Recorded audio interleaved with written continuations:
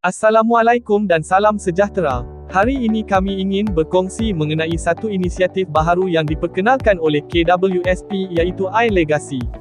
Melalui kemudahan ini, ahli KWSP yang mempunyai lebihan simpanan persaraan dibenarkan memindahkan sebahagian simpanan mereka kepada pasangan atau anak-anak sebagai simpanan masa depan.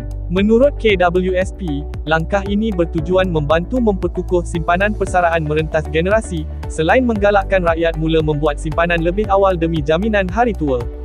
Program ini dibuka kepada ahli yang berumur 55 tahun ke atas dan mempunyai simpanan melebihi jumlah simpanan mencukupi yang ditetapkan. Selain iLegacy, KWSP turut memperkenalkan iEmas iaitu kemudahan pengeluaran bulanan persaraan, serta kalkulator matlamat persaraan bagi membantu raki merancang kewangan dengan lebih teratur. Namun persoalannya, adakah inisiatif seperti ini mampu membantu generasi muda menghadapi cabaran kos sara hidup yang semakin meningkat? Atau rakyat sebenarnya lebih memerlukan pendapatan yang lebih stabil dan peluang pekerjaan yang lebih baik? Apa pandangan anda mengenai iLegacy ini? Adakah anda setuju simpanan persaraan boleh dipindahkan kepada ahli keluarga demi masa depan mereka? Kongsikan pendapat anda di ruangan komen dan jangan lupa follow untuk lebih banyak info semasa dan isu rakyat.